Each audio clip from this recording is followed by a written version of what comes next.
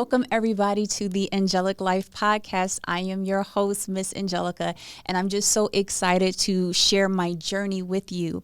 So the Angelic Life, of course, it's a play on my name, but I want you to understand what the Angelic Life means.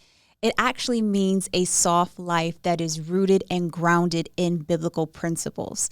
So for those who do not know what a soft life is, the soft life is a life of peace, ease, leisure, one that is dedicated to prayer and meditation and about wholeness and wellness. Now, that is my personal definition. So I just wanted to make sure that we have the groundwork laid out as we proceed in this journey together.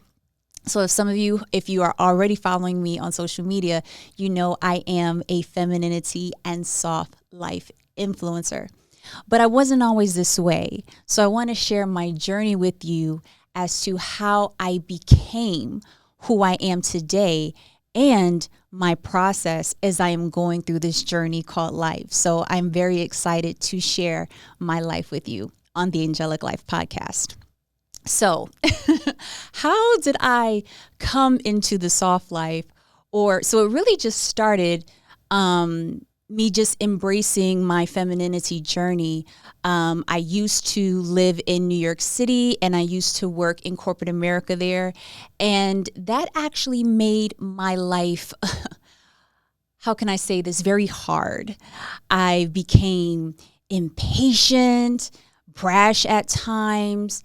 And I think it was just because of the culture I was in. I was in companies that were in hyper growth mode, working in high performance teams, and also me being the only woman in the room and the only person of color in the room at times. That put a lot of pressure on me. And I really didn't see a lot of women in leadership. And I think due to that lack of mentorship, and seeing a woman in leadership, I really needed to see that because all of my influencers tended to be male, and the people that I looked up to, those who I saw in the director's positions, the VP positions, and in the C-suite. So I thought that I had to behave this way in order to move up the corporate ladder. Now I see that that is not true and that is not the case, that I could have still been a feminine woman and still could have climbed up the corporate ladder. So I had to reevaluate the way my life was going because there came a certain point in my life where I wasn't happy. You know, I made the six figures. I worked in the tech industry. And people would look at my life, and I lived in a nice apartment.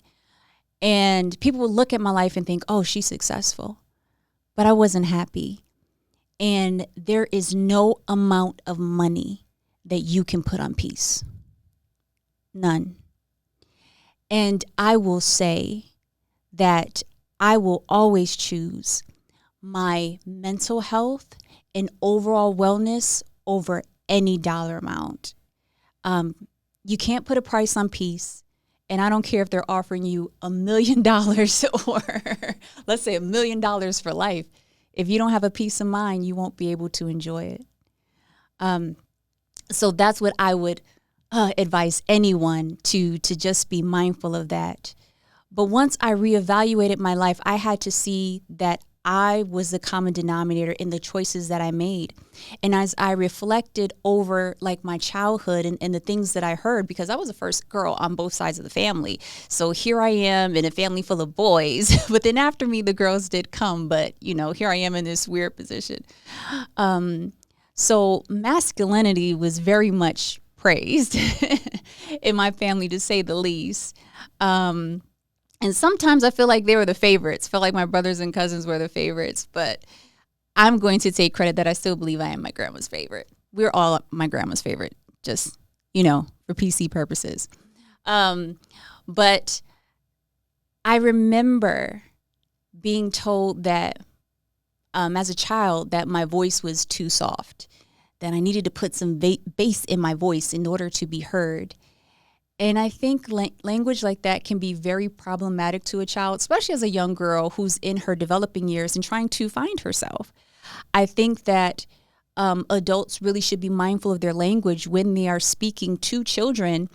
One, to not make them feel like marginalized or to make them feel that they're wrong because of the gender that they're born in or even due to the skin that they're born in.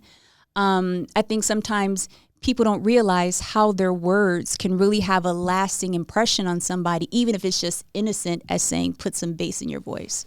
So I always thought that I needed to have bass in my voice in order to be heard.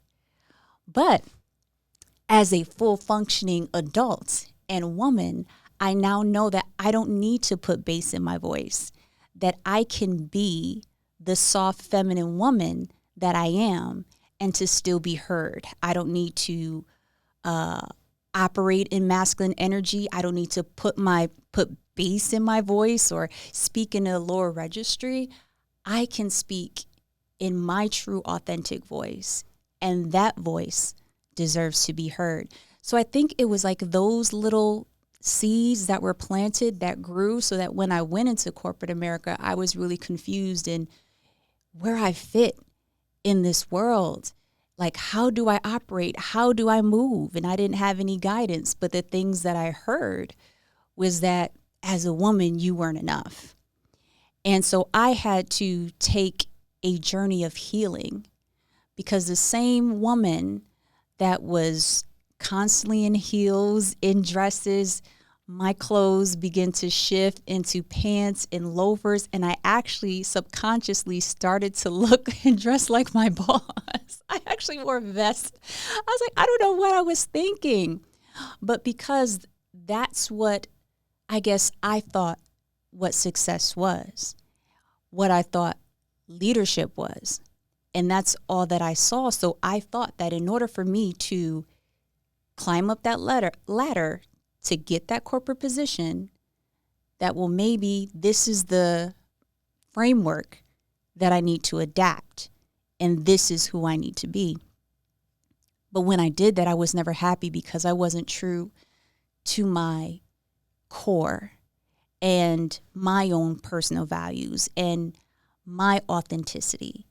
I became a caricature of what I thought success is. And success isn't necessarily white male. Success can also be Black and woman with the soft voice. So I had to do the work. Once I saw that I was not happy, and I, did a reflection on my life, and I really took inventory about my choices. What do I need to do to change that? Tapping into that feminine energy. And then I had to recognize that, hey, I'm operating in some masculine energy here.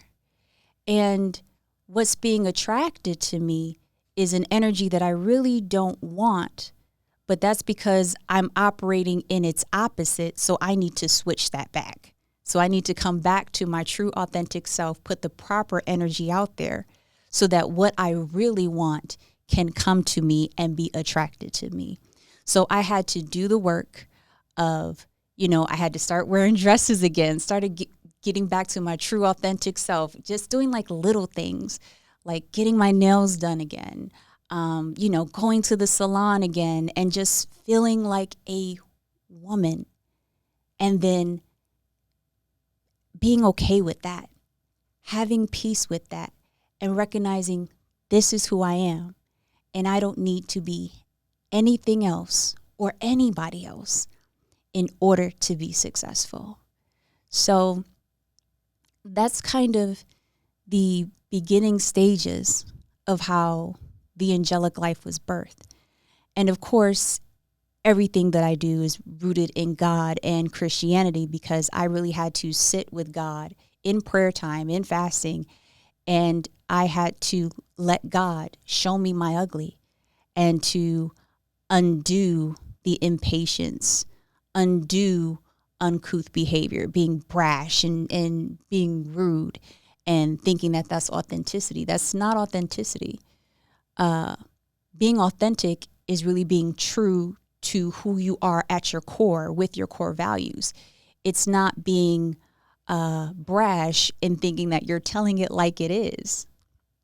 It just shows a lack of self-restraint. So I do thank God for the work that was done in me and through me so that I can be the person that I am today, sharing my story with you. And it is my prayer that as I'm sharing my journey with you, that you are truly blessed, impacted, and changed for the better. So this is the Angelic Life, and I look forward to sharing more of my story with you. I want to make sure that I want you to stay connected with me, so you can follow me on Instagram and fan base at The Angelic Life, traditional spelling, and you can follow me on Twitter at The Angelic Life 1. And my merch is available today, so go to www.shopangeliclife.com for your soft life and femininity merch.